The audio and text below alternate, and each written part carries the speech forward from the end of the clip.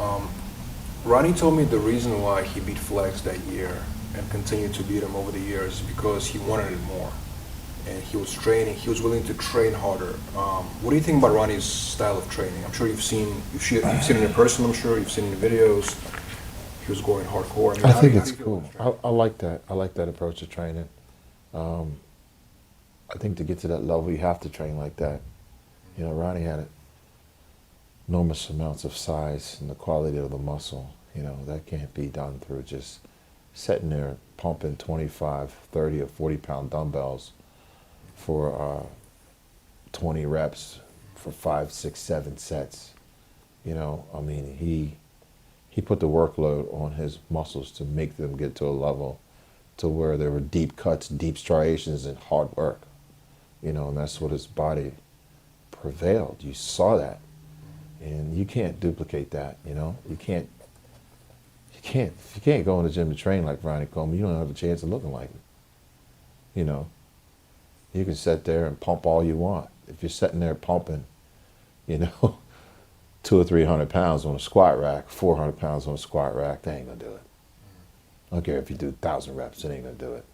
You know, so if you're not willing to go to that place where he is going to and train like that and withstand that and live like that and do that and do that and do that, then you don't have a chance against him. You're not gonna have a chance.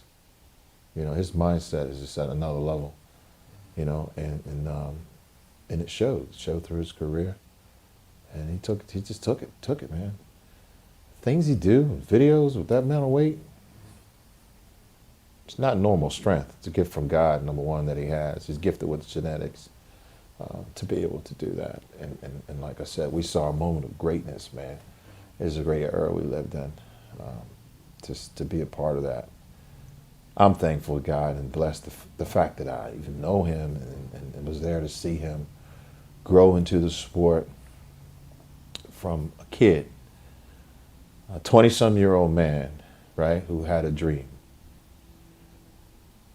within inside his mind and his spirit, that just through all adversities and challenges financially, right, saving money to catch trains to another country, you know, maybe missing trains, showing up last in shows, you know, paying for his own food, going through all these things. I mean, if you sit back and you really look at something like that, and to be an 8-time Mr. Olympia, you know, that's amazing. So I believe that, you know, I just gotta say that not a lot of people have that mindset of a champion to withstand those kind of storms and those challenges. They will quit and they will give up. But Ronnie Coleman didn't quit on us. I probably saw a picture of Ronnie when he won the World Championships, I believe, and heard his name then, and saw him in the 92 Mr. Olympia, the first one I won in Finland. I believe that was his first Mr. Olympia, unless I'm mistaken. And he didn't place very highly, but I did notice him, and I thought, this guy's got a great structure and great potential. I kind of studied bodybuilding, like was the most, you know, that's all I did. I read about bodybuilding, I studied nutrition, I studied everything. So I like to think I was very good at recognizing potential. I saw Ronnie Coleman before he was really recognized. I saw Flex Wheeler. I could see people with potential, and I could see that Ronnie had the structure and the muscle bellies and so on to be very good. Fortunately, it took quite some time for him to reach that potential. All throughout my Olympia reign, he was getting better and better and better. So I think 96, he really started to look like, you know, one of the main competitors. And of course, 97 was my last one. 98 was, even myself, I think, was a surprise that Ronnie won. I mean, I knew he had potential, but I guess everyone just thought, kind of assumed that Flex was going to win because it was the heir apparent. Logically, he would be the guy to win. But Ronnie made some even further improvements that year and was able to beat Flex. So I think 92 was the first time that I saw Ronnie, but I always recognized his potential. I don't think it took him some time to optimize it. Oh, I notice everybody. I used to watch all the contest results, all the magazines, anything that was to do with my sport, I used to study it. So I could recognize people that had potential just by looking at the structure and the length of the muscle bellies and the proportions and how everything tied together. You can have a guy with something very impressive, but some genetic weaknesses on his physique, which if they're there after a few years training, generally that weakness is always going to be there. So Ronnie didn't really have any weakness. Maybe his calves were not great, but generally speaking, he had full muscle bellies all over his body, had a good structure. I didn't know if he would be Mr. Olympia. I just knew he had the potential. Whether that's going to be achieved or not is a different question. And I didn't know Ronnie personally well enough to know his mentality at that point, so whether he would be able to do that. But later on, I could see that he was very dedicated.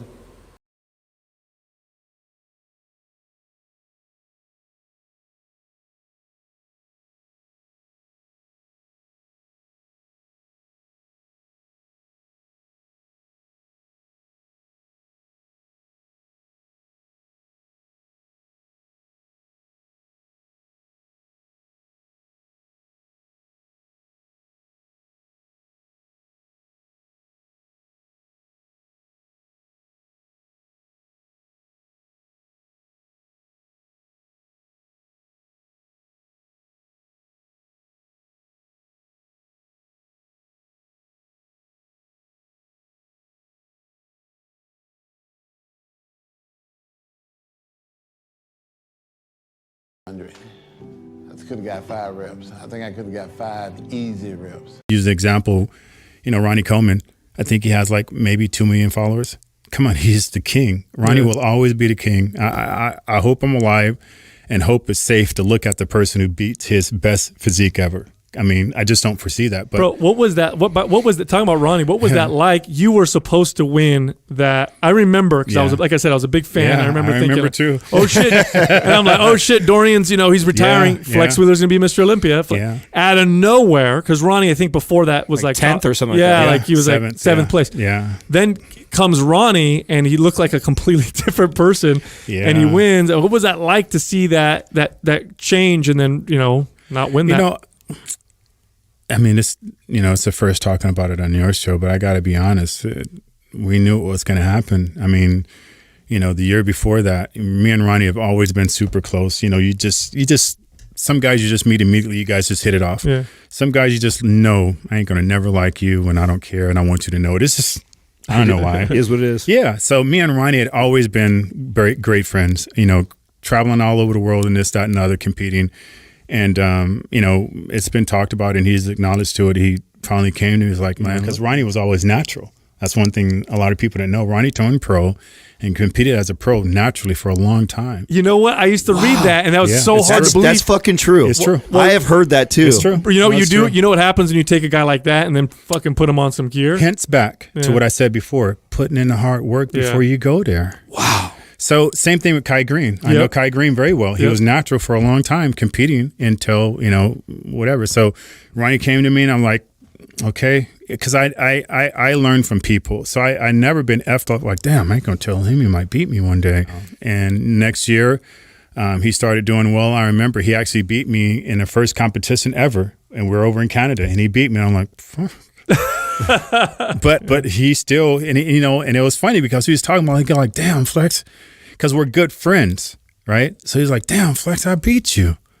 Damn, they must think I'm good.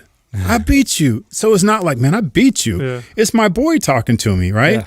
So I'm like, Ronnie, you are good. And I had admired Ronnie Coleman, from the minute I started picking up weights. And I remember picking up his 98 victory. I bought all those tapes. I have every Olympia tape since Lee Haney. And 98, was incredible. But I remember sitting there buying pay-per-view and watching that with my college friends and literally on the chair, on the top of the damn chair talking about, man, did you see that? You know what I'm saying? Like, did you just see what happened? One of my friends called me up from the pre-judging. He called me up from the press conference and was like, Ronnie Coleman, is going to take this at the press conference. I said, really, you think so? He's like, yeah. I was like, what about Jay? He's like, nah. What about nah, nobody. And then I said, call me up at pre-judgment. He called me up, and put the phone in the air when Ronnie Coleman's name was announced, and the whole place went crazy. And I remember hearing that, and I was like, I gotta buy the Nitro.